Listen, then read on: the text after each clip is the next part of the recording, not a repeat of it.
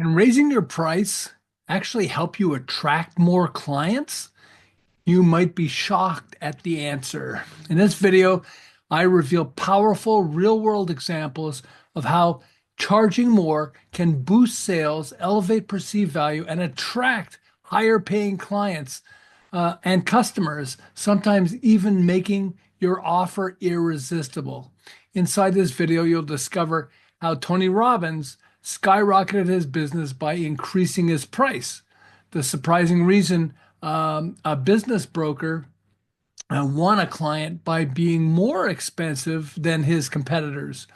Why major ad agencies ignored my services until I raised my price. Apple's genius pricing strategy that made iPhones irresistible. How positioning your marketing price affects your ability to sell, and more. If you've been ever wondering how to charge more without losing clients, this video is exactly for you.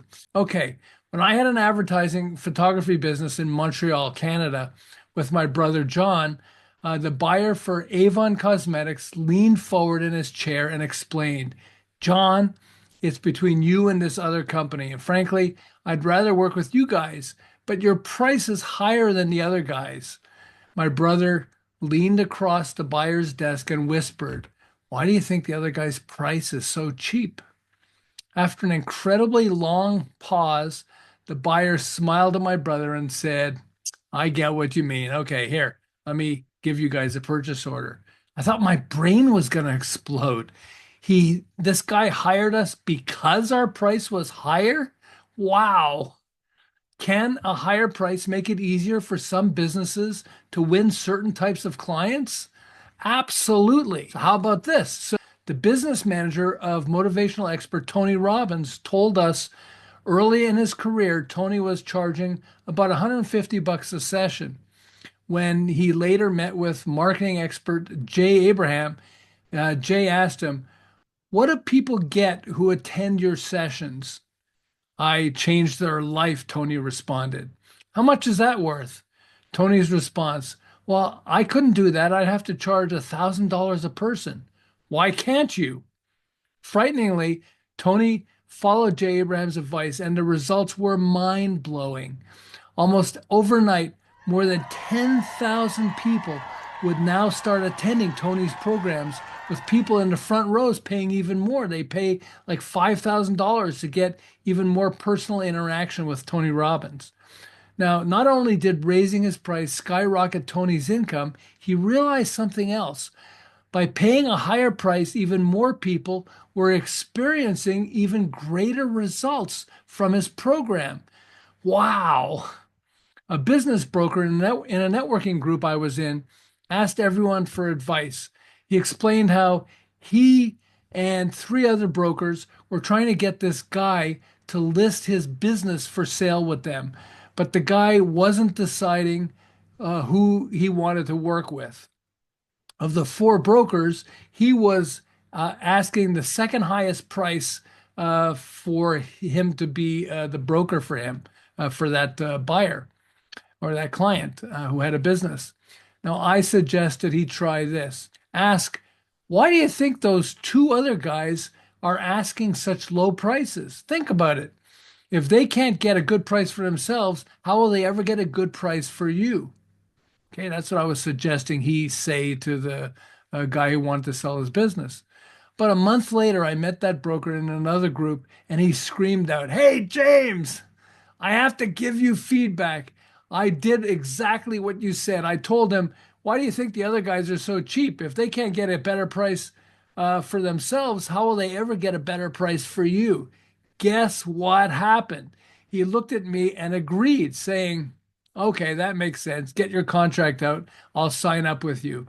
He won because his price was higher than the two other guys? Yes. That's how this works in so many cases. When Apple Computer launched their first iPhone, it cost about $500 at a time when other phones cost about 30 bucks. Yet these phones had so much more than other phones ever had, including access to the internet, a timer, flashlight, and a ton of incredible apps. that armies of people stood in line to buy these incredibly high-priced iPhones. Now, early in my career, I apprenticed with two of the world's top photographers, and that's how I learned photography. I eventually went on and had an advertising agency and behavioral management firm, etc. But at that time, I had apprenticed with two of the world's top photographers. I eventually ran my own photography studio in Montreal, but I didn't have the guts to charge a large amount. So I was charging like 150 bucks per photograph, and major advertising agencies refused to work with me. Later, my brother John, as I mentioned, came into business with me. He had a lot of more guts than me to sell at just about any price. I recognized I was competing with many studios that were charging $800 or more per photograph, the major studios, high-end professional ad studios. So based on the high caliber of work I was producing, theoretically, I believe strategically, we could easily justify charging $1,200 a photograph, $1,200 over even above many of the other photographers when selling to major advertising agencies. And I was right. Agencies who would never work with me simply because my price was so much lower than competing studios that they worried that something must be wrong. Well, when we raised the price from $150 to $1,200, showing the work I did and explaining my apprenticing with the world's top photographers, suddenly we were able to win more than 8 of the largest advertising agencies in the world because our price made sense to them. Like Tony Robbins, the higher price made my work feel more effective to major agencies who were used to paying top dollar. In fact, I remember one of the agencies telling me how they had just returned from England, having paid $5,000. I was 1,200. They paid $5,000 a photo from one of the most famous photographers in the world. When I saw the photos, I knew I could easily have created photos exactly as good as what was created at that higher price. But I also knew the buyer was so proud that he had worked with someone so famous that the price made no difference to him, which helped me understand how price connects with emotional impact. Okay, think about it. If I told you I have an $80,000 Mercedes outside that I'm willing to sell to you for $600, wouldn't you worry that something must be wrong? Is it stolen? Is it broken somehow? Why would anyone sell an $80,000 car for just $600? When you know the price your buyer expects, you can offer a slightly higher price, and that could work. But if your price is way higher or way lower, emotionally, they could be concerned beyond what you ever expect. In marketing, we have a term, positioning, which is a critical part of all marketing, which compares your product to alternatives. So, where is it positioned? Take stores, for example. At the low end, we have Walmart. At the higher end, there's Nordstrom. Now, many people who shop at Walmart will never go to Nordstrom. I mean, who would ever pay $250 for a shirt? Likewise, many Nordstrom shoppers would never shop at Walmart.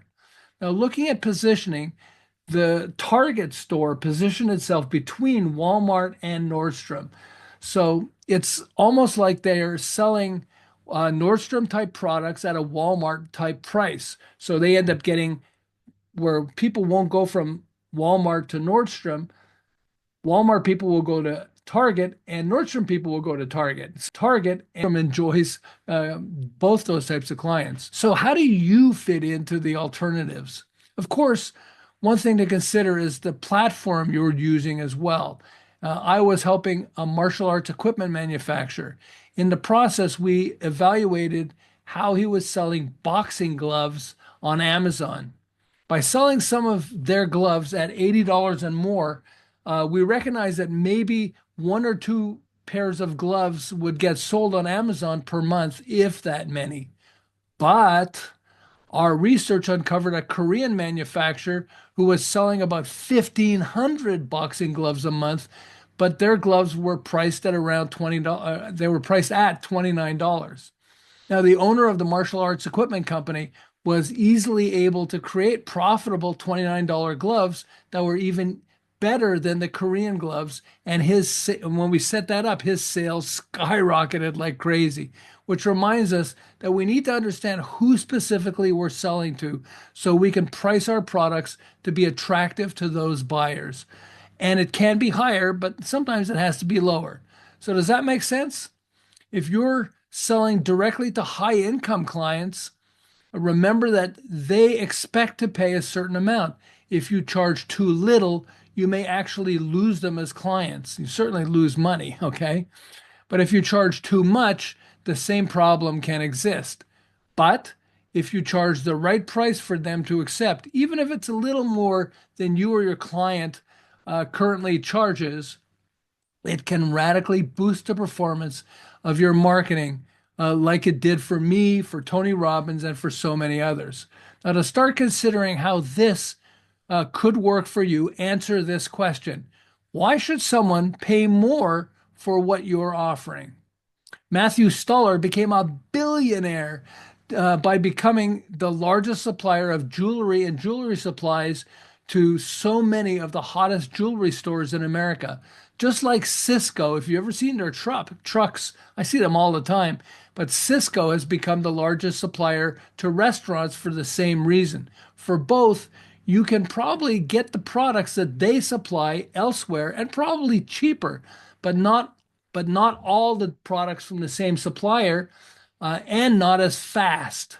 They deliver them quickly and on a day-by-day basis. So you can say, "Oh, you want to buy this product? Okay, yeah," and they'll make sure. Or for food stores, they want to only so much products. They'll cook it today, and then they know that tomorrow Sisco will supply them with more products. And because both these companies make it so much easier to thrive that all their clients are willing to pay a little bit more to someone who makes their life infinitely easier. So answer this, and the results you or your clients, if you're working with clients, gets from offering a higher price can be incredibly valuable in helping skyrocket the income that you generate. So even if your price is higher, why should someone buy from you rather than any of the alternatives? Answer this, and your life can totally change. And by the way, my book, Brain Glue, might give you a surprisingly simple way to sell at a higher price and still skyrocket your income. You might want to check it out at yesbrainglue.com. And if you like this video, click subscribe and you'll get access to other videos that I'm creating that I think you'll find really valuable. Now, for now, answer that simple question, and it might be the basis for a much more profitable way that you sell. Enjoy.